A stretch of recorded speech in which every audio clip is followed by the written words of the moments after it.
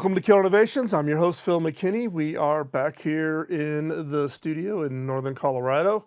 As you'll probably notice right away, the slight difference from the last time we did this show, and that I'm not wearing my baseball cap. So I did get a COVID-19 haircut in preparation for today's show. So the feedback we've got on the last video show, which was a virtual brainstorm, was pretty positive. So we've decided to take another try at it. We're going to do a virtual brainstorm today. We're going to be dealing with 3 questions. And then in the last segment, we're actually going to brainstorm ideas. And today's objective is at the end of this show, is to come up with a list of suggested features for Zoom. And that is going to be an interesting exercise. There's been a lot of changes with COVID-19 and the popularity of Zoom. Zoom shot up from, being a great video conferencing technology, primarily, focused on businesses, medium and larger sized businesses as a video collaboration tool, to now becoming used in so many variety of ways, things that are just totally unexpected. That ties into the title for today's show, which is a virtual brainstorm, Innovating for the Unexpected. And again, the objective at the end of today is to be able to show a list of feature sets specifically for Zoom to see where they go. And what we're going to use is we're actually going to use the Killer Question card deck. Now, the Killer Question card deck is the card deck of the 48 questions out of the book, Beyond the Obvious. Here's my copy of the card deck. There'll be a link in the show notes and down below for you to be able to find them. They're available on Amazon, or you can get them over at innovation.tools. But we contain everything in the show, so you have everything you need to know in order to participate in this exercise. And again, part of the objective for today is to show you how you can do virtual brainstorming sessions with yourself, with inviting other people to come on. We're going to show you again how to use Jamborn to do that.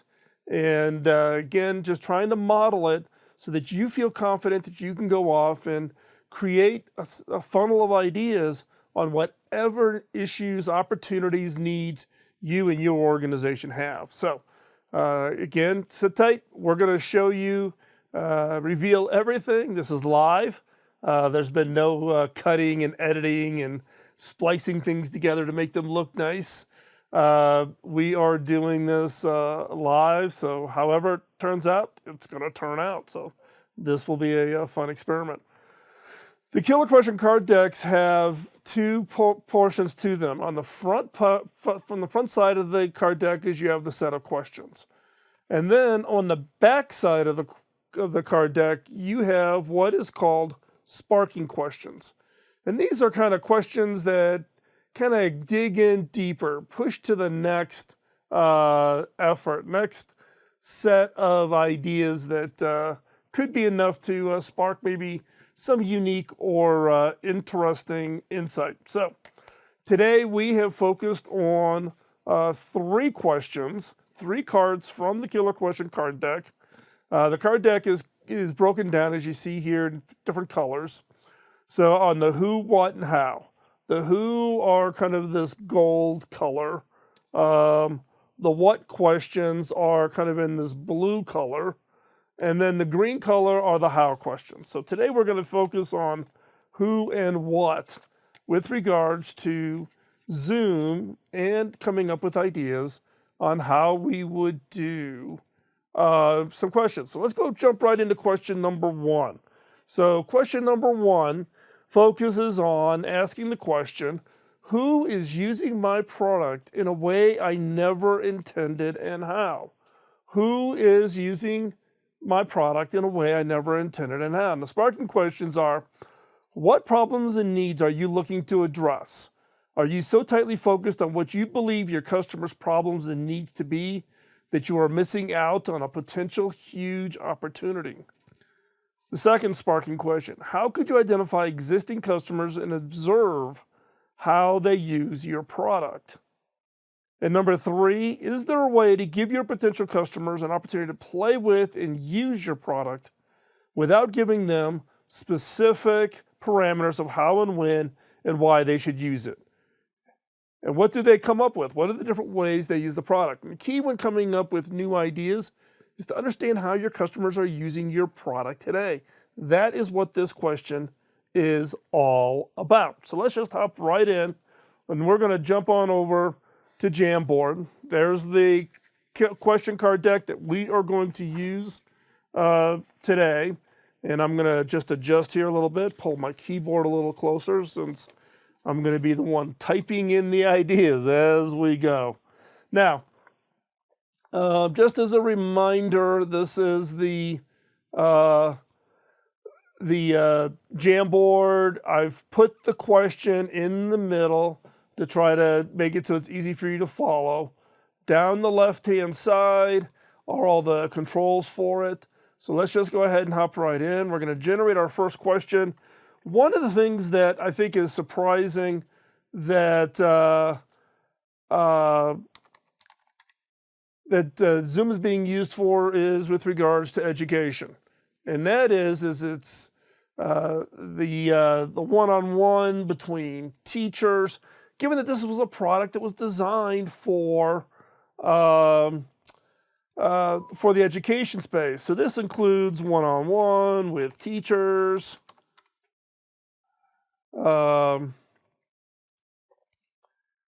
It is going to also be doing a virtual classroom.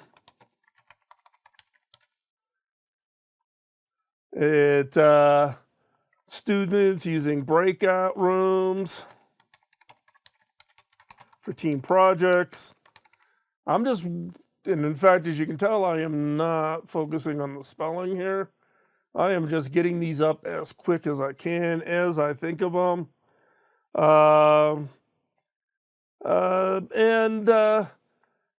There's some other things that could be done with this, such as just students hanging out. I've heard of students just hanging out with each other over Zoom once they got into the classroom. And so what I've done here is I've used the yellow color to be kind of the primary one. And then I've just taken these and I've just kind of stacked them up, as kind of sub-ideas underneath this, trying to capture as much information as possible.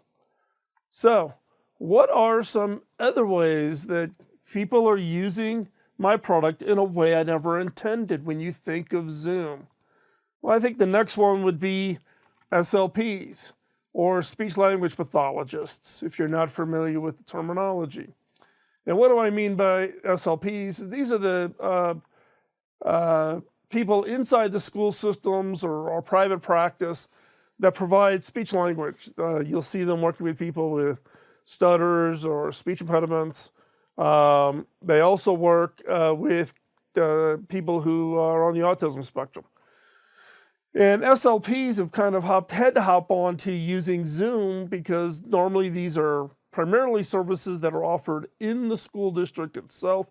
And now all of a sudden, they are being thrown out to have to go into the, that virtual world. So we're seeing, school-based, going virtual is kind of the unexpected,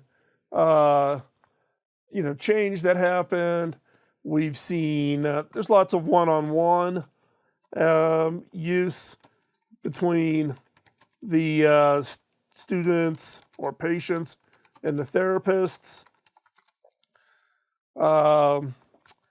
There's also been some interesting use of third-party apps for therapy that are virtual that I don't think anybody ever anticipated being done over Zoom.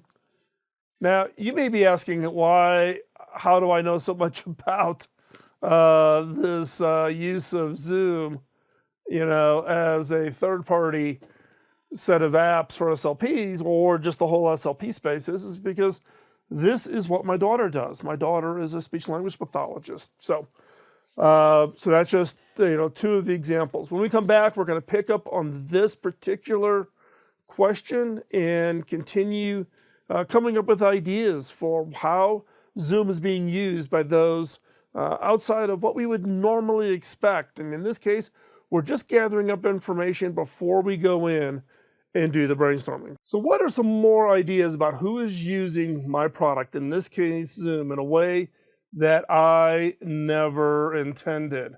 Now, there's lots of things that have been done in press and articles about the use of Zoom, but one of the ones I found most interested was in the use of by musicians.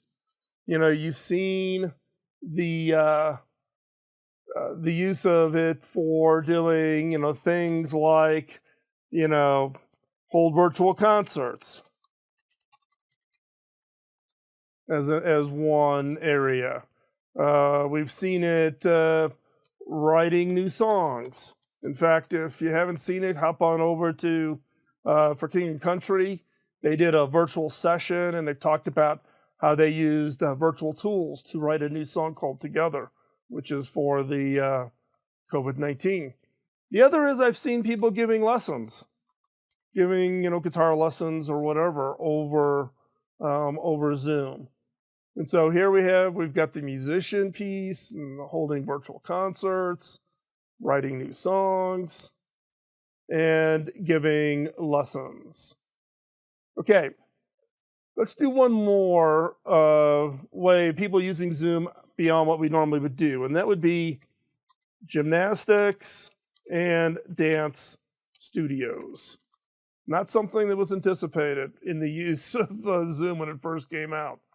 And this includes everything, local dance studios to continue to work during COVID. And also one of interesting side benefit is allowing grandparents to watch when they normally can't because of where they live. So in this case, here's the gymnastics one. We've got the local dance studios at work, and we've got allowing grandparents. Why do I know about this? I'm a beneficiary of this. My grandkids take dance and gymnastics and ninja classes for my grandson, and we get to watch, but also their grandparents on their father's side of the family who live up on the East Coast get to dial in and watch. Side benefit never anticipated. So in this case, we've come up with 4. You probably come up with 25, but we're doing it a little bit of a compressed basis for today's show. So these are 4. The yellow ones are the main theme ideas. The green post-its here are kind of supporting information, just so I can keep it in the top of my mind. So what is the next question that we should begin thinking about? And that is focused on asking our question, what feature of my products create unanticipated passion? So again, what features of my product create an unintended passion? And in this case, the sparking question is what are the features that have elicited the strongest emotional responses from my customers? How do you ensure these are carried forward both in your current and future products? And how do you avoid killing the passion? And that's important. How do you avoid killing the passion? There's going to be certain things that your product may elicit. What is it? And how do you not make sure you don't mess it up? Okay? So, with that in mind, let's go ahead and start thinking about what does that look like? So what are the features that that elicited some form of passion? Now, maybe it's not even a feature. It may be just the way you market the product. So one I think that came out early on was when Zoom gave it free to schools and teachers, right at the very beginning of the the whole COVID thing. And why does it why did it elicit such passion? Because they did the right thing, given everything that was being faced. Um,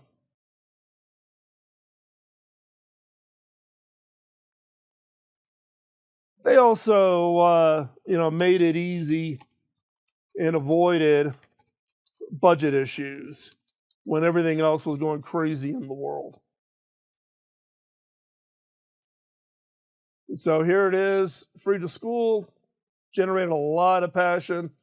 And for Zoom, it was about doing the right thing. And they made it incredibly easy on the budget issues. So, what are some other areas? Well, I can tell you one area, one passion area that a lot of people have is around virtual backgrounds inside Zoom.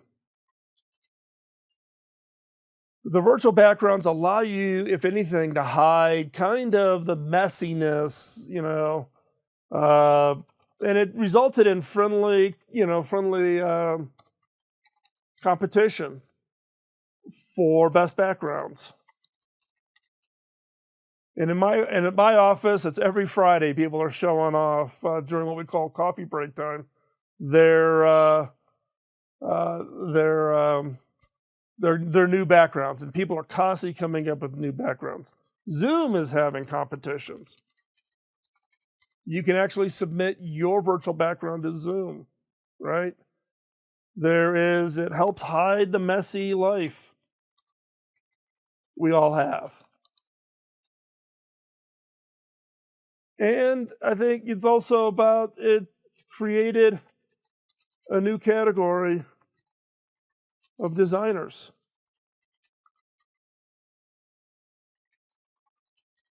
Virtual background creators.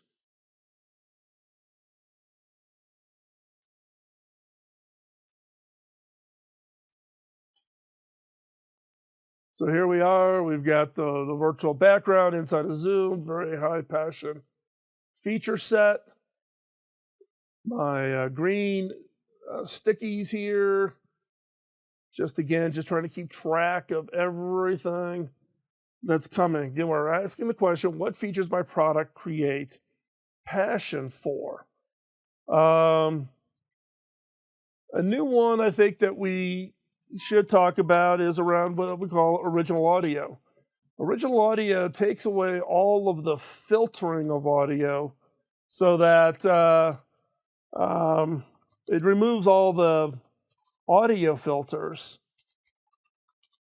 And this is one of those features that has allowed for the music making. This is the feature that has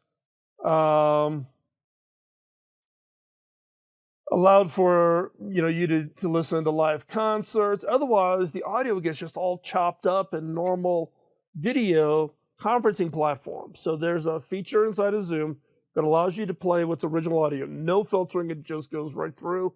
It also reduces the latency, so it makes it a little bit easier. And it removes all the audio features. A unique feature, high passion, particularly in the music space. So what are some additional ideas on what features my product create unanticipated passion? I think one of the other features of Zoom that generates a lot of passion is around what we call the grid view. In the grid view allows you to see upwards of 25 people or 50 people at a time, depending on, it really depends on your particular system and configuration, but you can see upwards of 25 to 50 people. And why is it such a big feature? Because it gives you the feeling that you are facing everyone in the organization. It kind of gives you a view that everybody's looking eye to eye. It's not down a long conference room table. In fact, some organizations now don't even allow video conferencing to be used in conference rooms, one, because of COVID, but even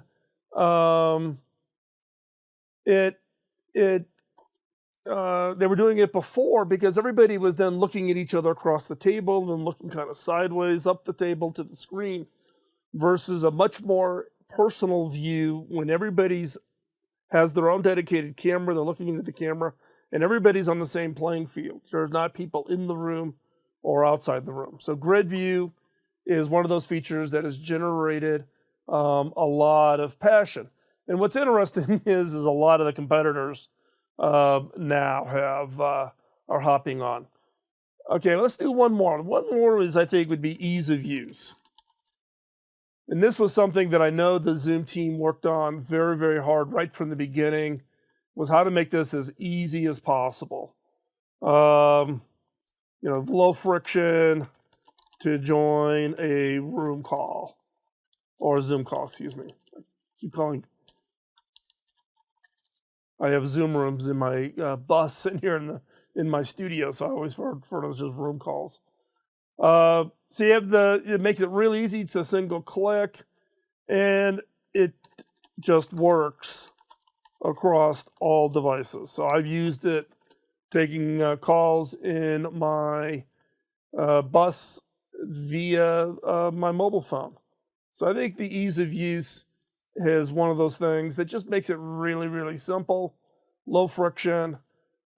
Churches are using it. In fact, I've been coaching and advising pastors and media teams at churches on how to use Zoom for their services. So here are just, again, 4 free to schools and teachers, virtual backgrounds, and inside Zoom.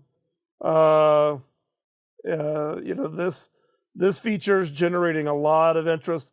The original audio piece, which is really designed for the music. Grid view, I live in grid view every day.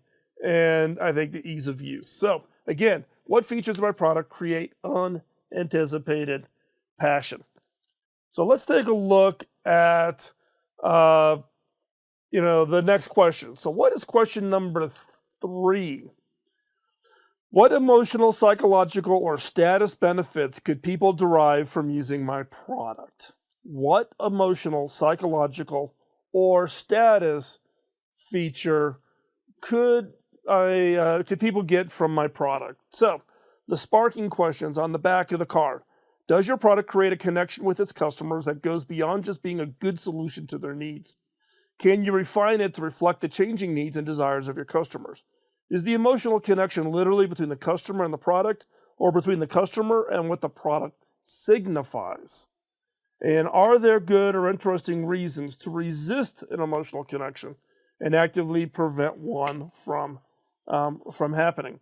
So what are these emotional, psychological, and status benefits from using a product like a Zoom?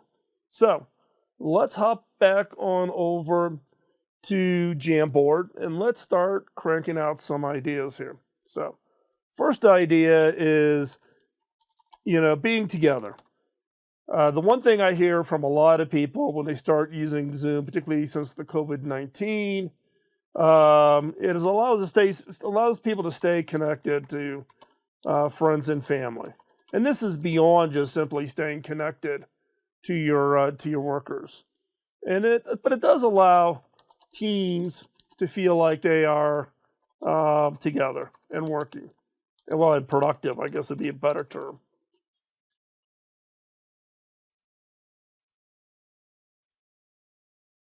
And so I think, the psychological benefit of Zoom is really about being, feeling like people, are together.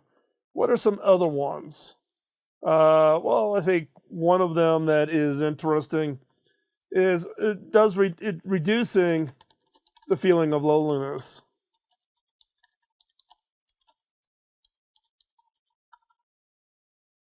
And that's the loneliness, the isolation of being apart. This is especially important for those that are alone, maybe, single, and how do they stay connected? It's helped, people help family members in nursing homes to stay connected, particularly when it comes to being able to not since you're not going to be able to visit, given the COVID-19 situation, just that inability to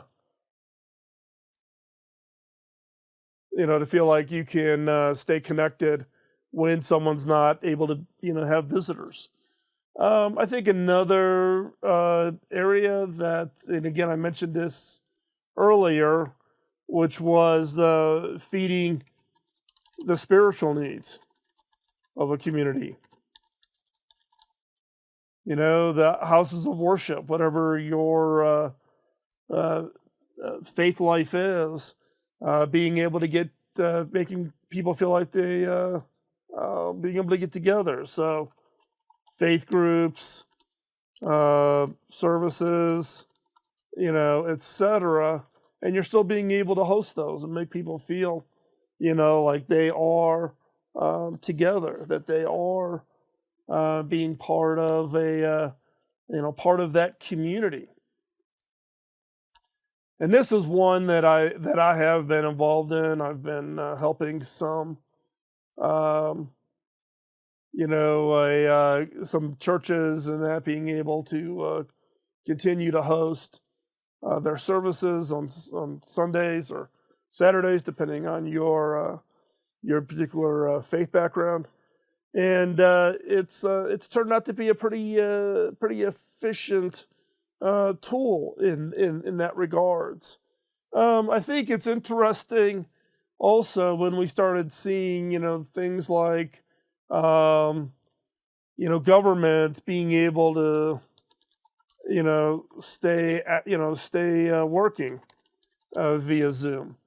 If you didn't read the article, this included the UK Parliament being able to stay, the US Supreme Court did arguments over video, and I think that brings comfort and a psychological benefit, right? It's not something that's directly, I'm not sure UK Parliament or the US Supreme Court had, saw the psychological, but I think the citizens of knowing that there's technologies out there that allow the government to continue to serve their people is an important psychological, it's an emotional support for people to say, okay, everything just hasn't completely shut down, right? Now you're starting to see, local courts now using technologies in order to hold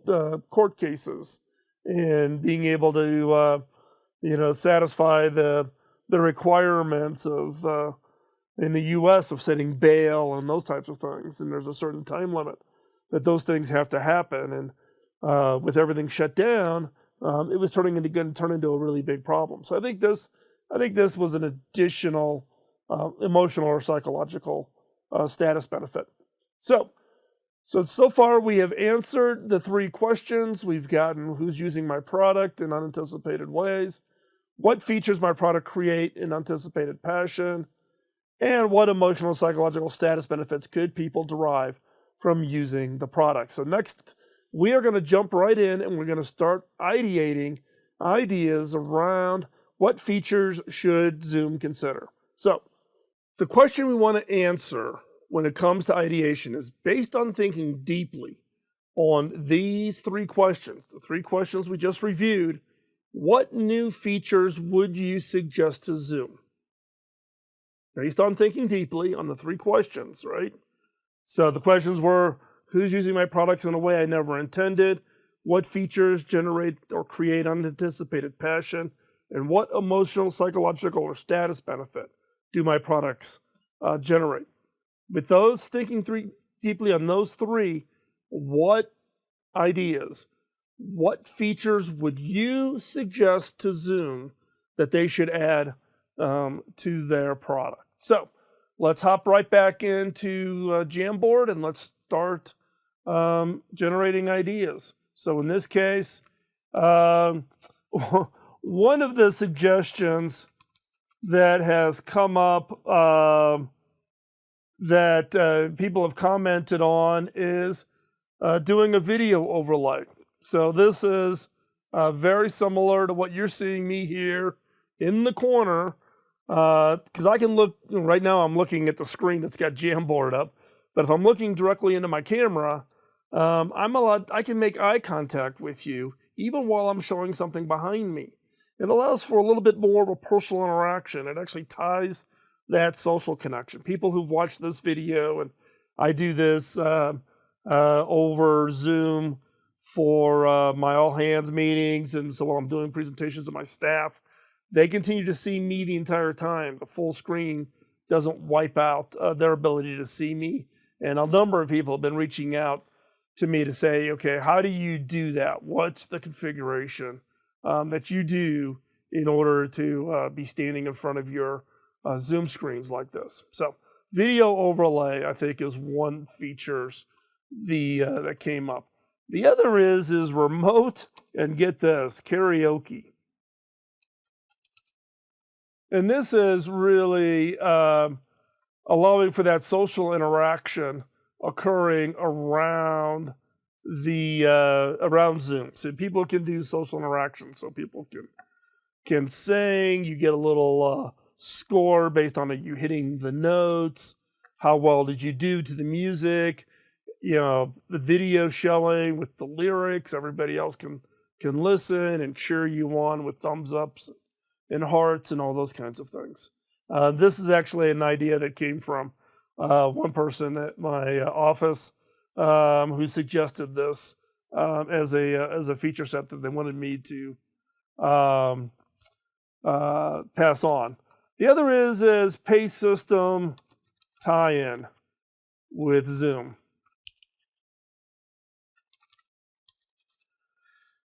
This is for the situation where maybe you are doing webinars or holding classes, and being able to, charge, if you're a lawyer, charge by the hour. If you're doing lessons, once someone connects to the lesson, they've automatically gotten charged. And Zoom plays kind of a little bit of a PayPal or any kind of other payment system. But doing it is tied to the webinar. You want to watch this course, you want to watch this webinar, jump in and do that, then you actually pay for it through. So this allows for Zoom to become a revenue generating platform for those people who are generating interesting content. So I thought that was an interesting idea. The other is TV streaming via Zoom. So there's been some features or some activities that have been occurring, particularly over at Netflix. Netflix, there's a third-party app where you can watch a Netflix film, but it actually invites everybody to watch the film. It synchronizes the film, so you literally have a viewing party that's occurring at multiple houses, and so it's kind of like having a movie night over distance. There's been this was one suggestion again that came from somebody at my office who suggested I pass this on to Zoom, and it was TV streaming via Zoom, just so people could all be watching the show at the same time, and therefore have that social integration, that social experiment. And so I thought that was kind of an interesting idea. So these are just 4. Could come up with a lot more. I actually have a lot more on a separate list that I'm going to be passing on to Zoom that I've collected, but I'm going to stop here at these 4. So again, going all the way back to the first question, who is using my product in a way I never intended, and how? Always giving good insights into how people are using your product in unique and different ways. And then, what features of my product create anticipated passion? Things that you just may not have expected. Virtual backgrounds, I didn't think was going to be a big thing, turned into being huge. Original audio, not anticipated, turns into being very, very popular with musicians. What emotional, psychological, or status benefit could people derive? Things, again, secondary. You don't think about it in the design of a product, but it has a huge a huge benefit. And then based on that, using that as kind of inspiration and getting your thoughts going, then you start ideating on what features would you suggest to Zoom. So I always use the killer question card deck as kind of inspiration, kind of get the juices going, making you look deeply. In this case, we look deeply into Zoom, and then using that to to generate ideas. So hopefully you found today's show as useful and beneficial from the standpoint of, one, seeing how to use the questions to generate or get yourself deep into thinking about a product, generating ideas, ideating. This I did by myself, but the nice thing about Jamborn is you can invite other people over great distances, and you can all be just throwing up Post-it notes simultaneously. And then generating the ideas that become a new feature set for the product offering. So, and also hopefully today you got to see how I do this. And therefore, hopefully you feel confident that you can go do it on your own. So I want to, first off, thank you for taking the time out of listening or watching, if you're watching this on the video, and look for your feedback. Do you have a topic, an opportunity, a problem you would like to brainstorm with me? We're actually trying to think about maybe doing 2 people simultaneously. Send that to me, phil@killerinnovations.com. And with that, we'll talk to you next week. Bye-bye.